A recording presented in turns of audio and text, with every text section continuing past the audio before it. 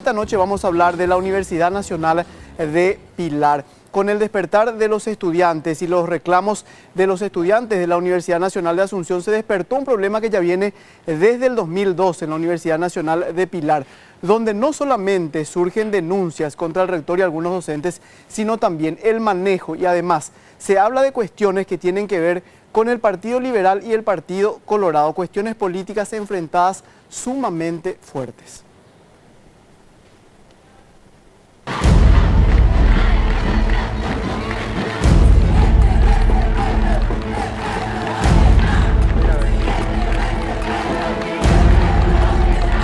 Lo que se inició con sentatas de estudiantes secundarios y el reclamo de universitarios de una transformación en la Universidad Nacional de Asunción se extendió como reguero de pólvora. La ola de manifestaciones clamando por una educación de calidad retumbó a lo largo del país.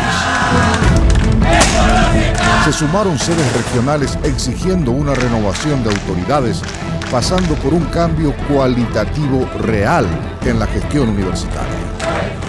El foco de los pedidos era similar, intentando además que organismos del Estado se vinculen a esta tarea de limpieza en las casas de estudio. Todos los reclamos son perfectamente atendibles y con sustentos reales en la necesidad de dotar de calidad a la educación terciaria. Sin embargo, existen combinaciones que son absolutamente perniciosas para el correcto andar y la adecuada interpretación de los requerimientos. La inserción de la política partidaria es uno de esos puntos que no pueden ni deben ser tolerados en la discusión de mejoras educativas en el país. A pesar de las especulaciones que siempre rondaron alrededor de las movilizaciones con el objetivo de desprestigiar las convocatorias y dotar de un elemento distractor de los temas de fondo en los pedidos de renovación universitaria, existe un caso que es extremadamente complejo de comprender, porque en cada una de sus visiones existe un fuerte componente político que obnubila el análisis. Es el de la Universidad Nacional de Pilar, que es el objeto de deseo de los principales partidos políticos del país, el Colorado y el Liberal. Esta universidad es percibida como bastión electoral para estos grupos partidarios y la interna predomina, conociendo las apetecibles facilidades de colocar a operadores políticos en los rubros asignados. Debido a estas denuncias, la Universidad Nacional de Pilar ya fue objeto de intervención por parte del Consejo Nacional de Educación Superior y la propia Contraloría General de la República. Estos organismos estatales procedieron a intervenir la Casa de Estudios y los resultados tienen interpretación ambigua, puesto que quienes defienden la gestión del rector, Víctor Ríos, diputado del PLRA, señalan que no existen irregularidades demostrables. En contrapartida, quienes lo acusan destacan anomalías claras que no pueden permitirse en la administración de recursos estatales. Detrás de este acompañamiento institucional, estudiantes se manifiestan intentando defender sus carreras, señalando que el presupuesto asignado es insuficiente en comparación con las necesidades que deben ser atendidas con urgencia para dotar de calidad su formación académica. Con esta serie de manifestaciones que se escuchan en todo el país, el caso de la Universidad Nacional de Pilar vuelve a plantearse con fuerza. Cada sector tiene su visión de los sucesos. Lo cierto es que la lucha declarada entre sectores partidarios no puede ser tolerada en ninguna universidad, ya que se trata de prácticas que corrompen la esencia de la formación de profesionales y anula la posibilidad de generación de conocimiento. Somos tu esperanza, sobre la torre que no corregir, volverá la última raza, con su fama de lucir, pero nadie Ya está con nosotros el diputado Víctor Ríos, rector de la Universidad Nacional de Pilar. ¿Qué tal, diputado? ¿Cómo estás? Bienvenido. Muchas gracias, Santiago. Muy bien. Gracias por aceptar mi pedido de de réplica la otra vez por Twitter. Sí, y me parece que no solamente fue en realidad aceptar el pedido de réplica, sino que tomar el debate para poder dar a todos sus protagonistas de alguna manera la posibilidad de hablar. Te veo con muchos libros, te veo con muchos documentos. ¿Qué es todo esto que tenemos en la mesa, diputado? Bueno, estos son los libros que dicen que no publicamos. Y aquí tengo los trabajos de investigación que están terminados, que son más de 20 que no podemos publicar por falta de presupuesto. La universidad no tiene un solo guaraní de presupuesto y son los propios autores, ¿verdad? Los propios investigadores los que tienen que financiar las publicaciones. Primer elemento entonces, que dicen que no publicas, acá está, puedes elegir, que no terminaron los libros. Puedes elegir, de paso ya meto un chivo. Este es un trabajo, el discurso sobre la democracia, tenemos en coautoría con el doctor Francisco Jiménez. Presentamos este jueves en la bicameral, así es que no está autografiado, pero es una tarea muy interesante que realizamos sobre el discurso sobre la democracia a partir de un autor francés muy conocido, Michel Foucault, y después terminamos haciendo una aproximación epistemológica al caso paraguayo. Gracias a esto, ya estamos invitados para la Bienal de Libros de Maceió, el 24 y 25 de noviembre. Vamos a estar por Brasil para presentar el libro. Pero quiero nomás usar los minutos que me permitís para hacer uso del derecho a réplica. La otra vez, y aquí también en la presentación, se habló de irregularidades en la Universidad Nacional de Pilar y que la Contraloría detectó irregularidades. Si bien acá en la presentación expresamente no se dijo, pero se da a entender esa situación. Ahí tenés el libraco, ese es el informe de la Contraloría. Bueno, yo te pido que leas las 600 páginas, a ver si se encuentra en una sola parte donde la Contraloría hable de irregularidad en la Universidad Nacional de Pilar. Entonces, vayamos directamente a las conclusiones. Nosotros tuvimos una auditoría, Santiago, por cada unidad académica, o sea, rectorado más las facultades. ¿Qué dice la Contraloría como conclusión final? Caso rectorado. Dice, reportes de indicios de hechos punibles contra el patrimonio y o comunicación interna CGR no aplicable. O sea, no se detectaron indicios de hechos punibles contra el patrimonio. Es decir, esto de que los recursos fueron malversados, absolutamente nada que ver. ¿Qué pasó en las otras unidades académicas? Acá tengo de la Facultad de Humanidades. ¿Esto es de qué año es esto? 2012. O sea, se auditó el 2012. Sí. Esto es ya 2013. Facultad de Humanidades. Reportes de indicios de hechos punibles contra el patrimonio y o comunicación interna CGR no aplicable. Vayamos a otra facultad. Facultad de Ciencias Aplicadas. Reportes de hechos punibles contra el patrimonio y o comunicación no aplicable. Sigamos, Facultad de Ciencias Agropecuarias y Desarrollo Rural, reporte de indicios de hechos punibles contra el patrimonio, no aplicable. Después, Facultad de Derecho, reporte de indicios de hechos punibles contra el patrimonio, no aplicable. En conclusión, entonces, ¿qué más podemos hacer? Si la Contraloría nos dijo expresamente, obviamente hay muchas observaciones. ¿Cómo se eleva a la Fiscalía si es que finalmente todo este informe no tiene...? Porque hubo una denuncia que se presentó casualmente el 15 de agosto del 2013, en el momento en que asumía el señor presidente de la República. Entonces, la Contraloría no detecta ninguna irregularidad. Y no solo eso, en otra comunicación al Ministerio Público, porque el Ministerio Público solicita una auditoría especial. Con todo esto no fue suficiente, son 7, 8 auditorías. El Ministerio Público pide una auditoría especial, la 9ª auditoría. ¿Qué le dice al Ministerio Público la Contraloría? Dice acá que cuando este organismo superior de control realiza procesos de fiscalización y detecta indicios de hechos punibles, procede a comunicarlos al Ministerio Público. O sea, la Contraloría de por sí comunica.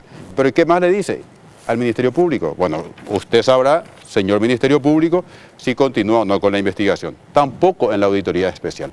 Después tuvimos a la auditoría del Poder Ejecutivo. Ningún indicio se ha detectado. Tuvimos la intervención, 6 meses de intervención. Acá va a hablar el interventor, yo te pido que le preguntes si detectó algún indicio de hecho punible. Tampoco. Por lo tanto, esta se convierte ya en una discusión bizantina. ¿Qué más tenemos que hacer como universidad?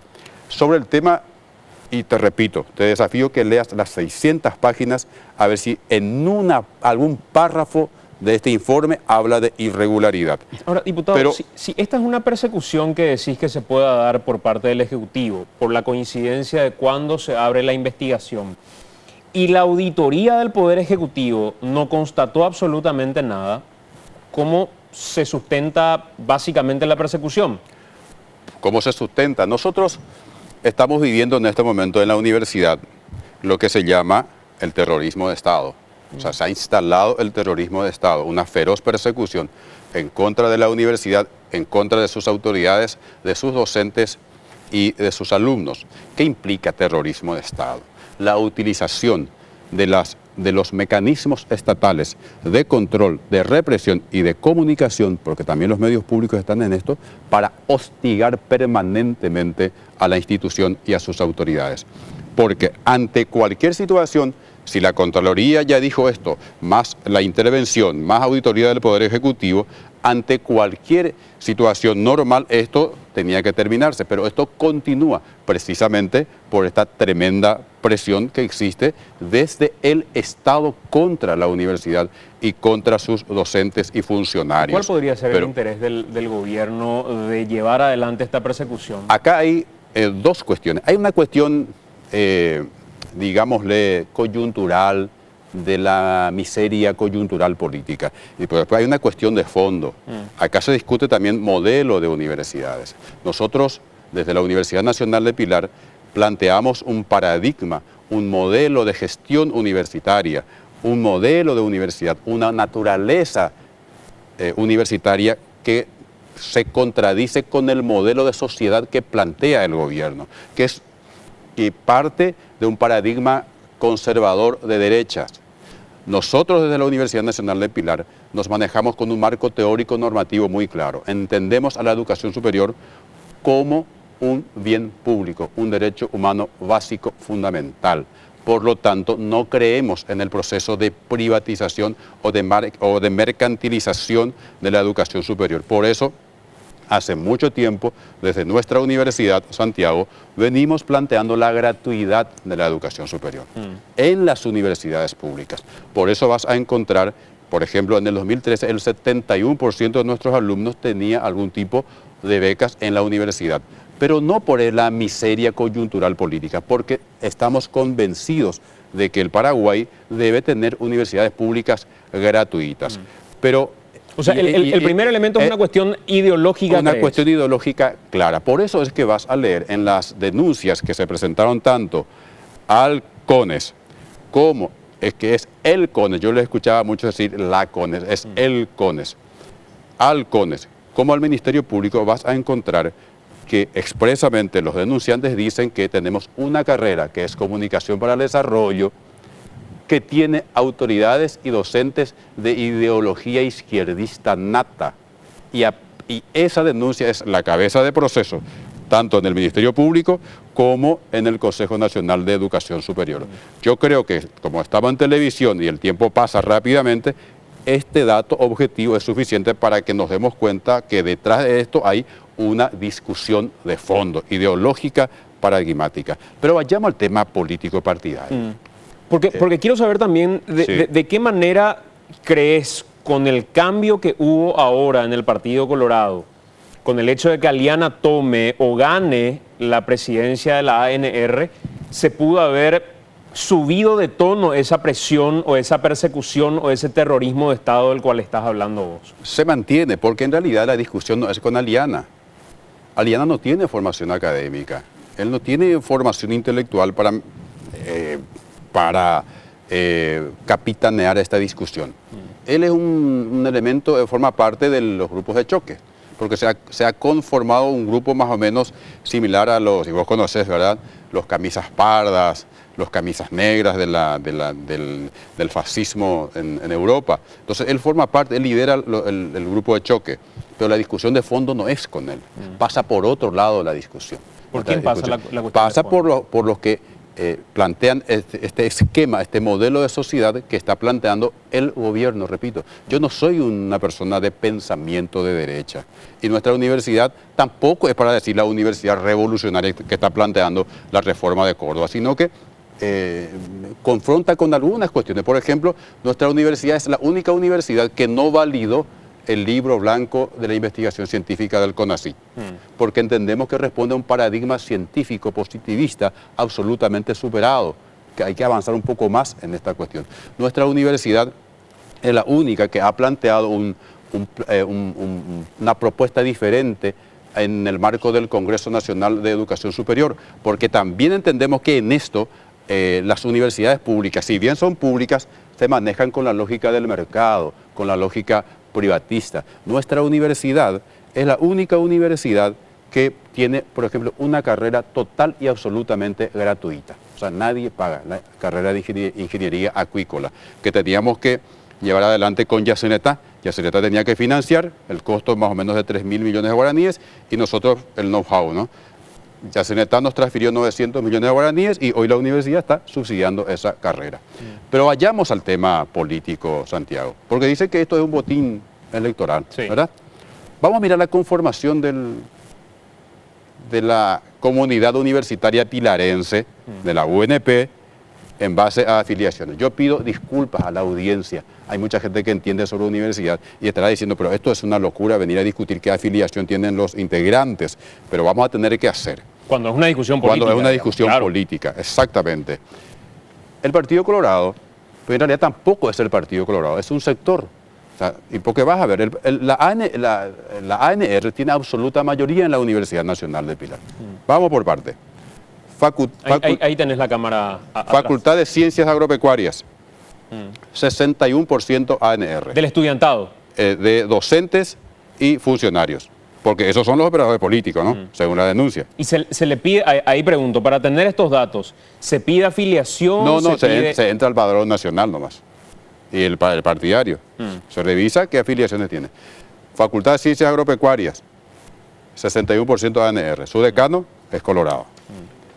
Facultad de Humanidades y Ciencias de la Educación, 55% ANR, 12% PLRA.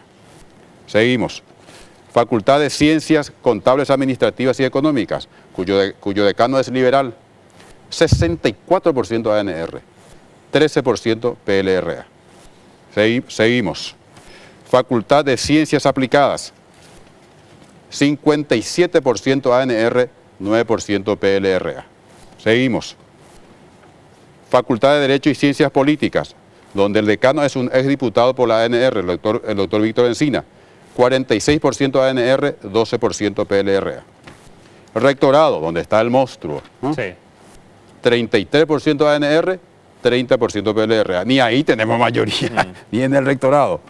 Consejo Superior Universitario, que es la máxima autoridad, el rector es simplemente el presidente de este consejo.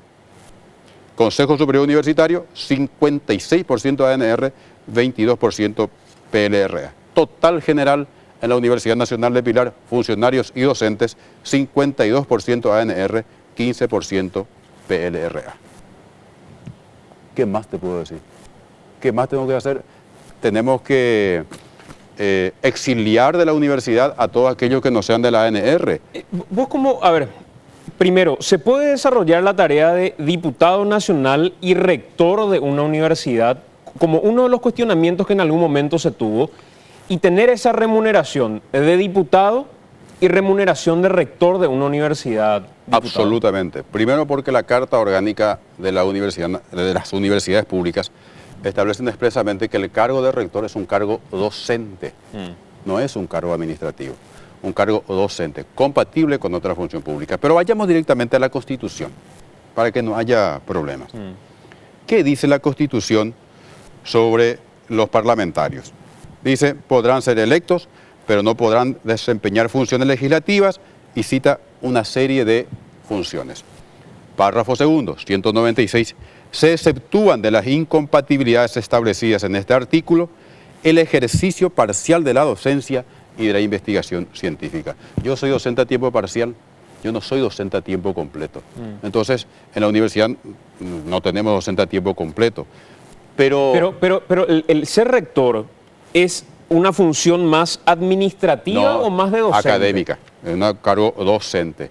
Pero sos ordenador de gastos del Claro, rectorado. pero yo no soy ordenador de gastos porque delegué esa función en el vicerrector, pero no pasa por ahí. Porque, quiero nomás insistir en eso. Permitime. Para no cortar permitime sobre el tema ordenador de gastos. Sí. El presidente del Congreso, ¿es parlamentario o no? Es parlamentario. ¿Y ordenador de gastos? Sí, no? es. Bueno.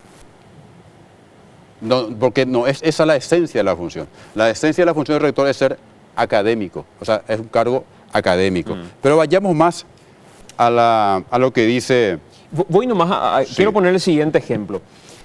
Uno de los cuestionamientos que se le hacía a Ricardo Meyer cuando él asumía de manera interina el rectorado de la Universidad Nacional de Asunción era el hecho de que él hoy tenga una candidatura. Y el cuestionamiento pasaba sobre todo por una cuestión ética, porque hasta podemos mirar con lupa el tema legal y decimos, hay puntos grises probablemente. Pero se le cuestionaba la cuestión ética. Y él decía, yo no voy a intervenir en política partidaria, no voy a participar en ningún tipo de acto mientras dure mi función en el rectorado. ¿Considerás que puede llegar a ser ético, dejando incluso de lado la cuestión legal, que puede ser ético llevar ambas cosas al mismo tiempo?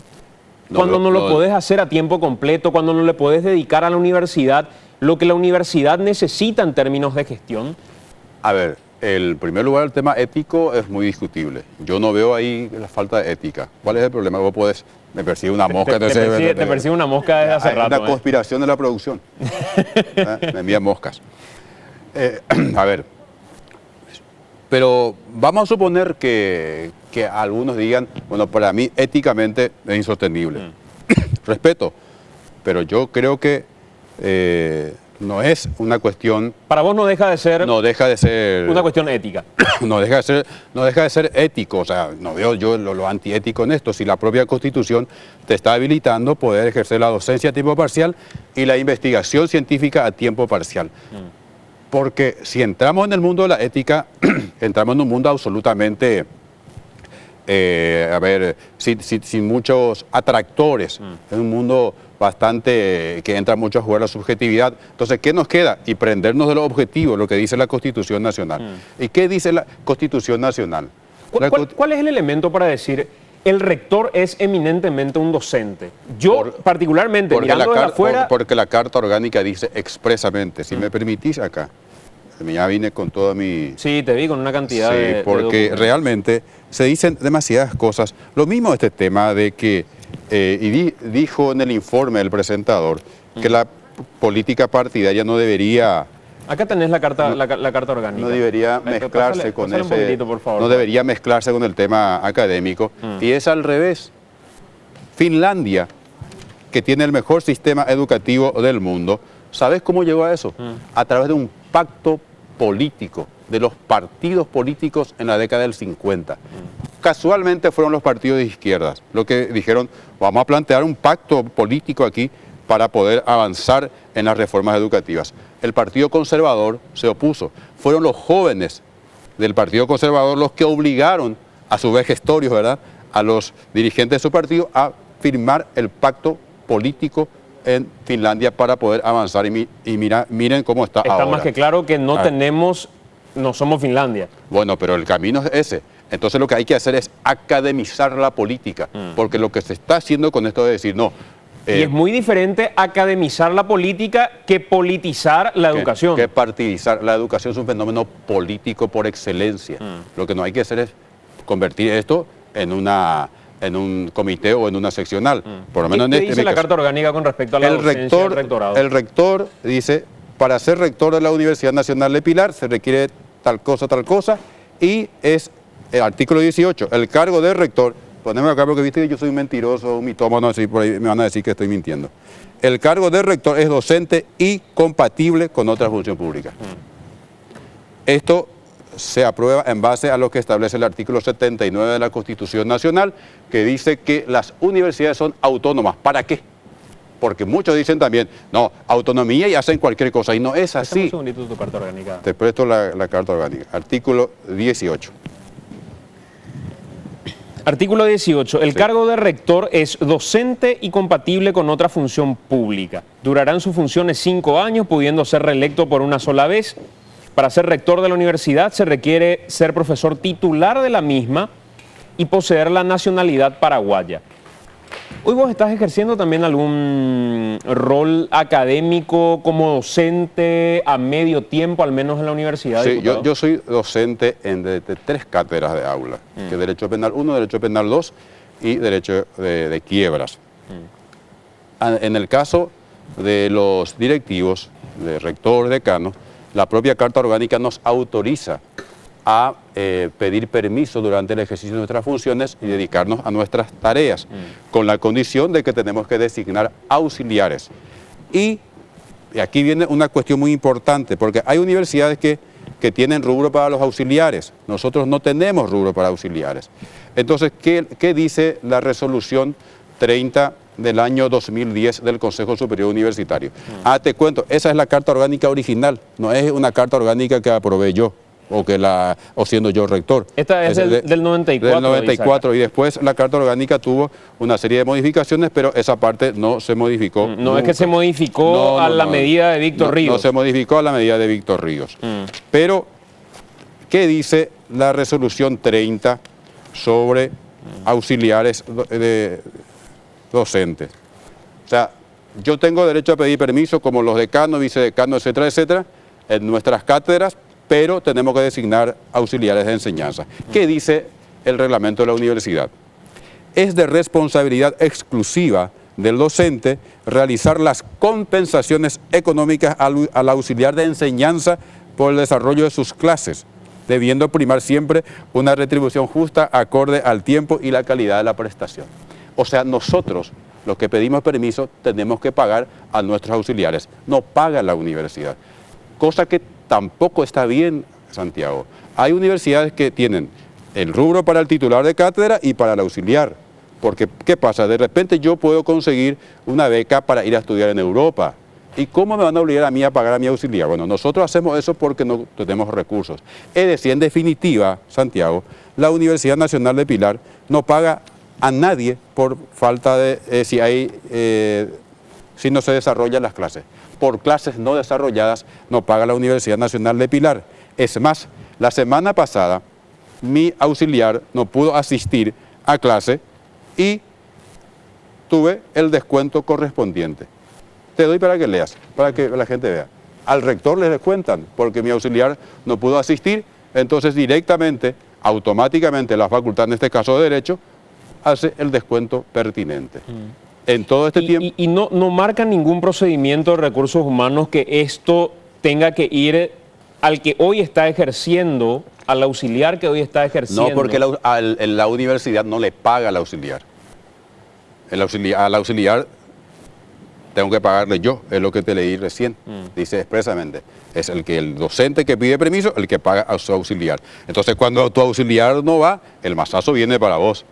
Entonces te hace el descuento a vos. Ahí tenés 745.000 guaraníes en total de descuentos tuve entre el año antepasado, 2012, 13 y 14. 2012, 13 y 14. Y ese es el último descuento que es de la semana pasada. Parece a propósito, pero ahí ni el rector ni el decano, si no se desarrollan las clases, no se paga nada. ¿Cuánto ganas como rector? 7.200.000 y algo. Y además de eso, como además de eso, hay una bonificación por responsabilidad en el cargo, etcétera, etcétera, que son 12 millones de guaraníes. Ese es 12 millones más 7 millones. Más 7 y 1 millón de guaraníes, que es por grado académico. Yo no cobro, por ejemplo, gastos de representación, porque como parlamentario cobro gastos de representación.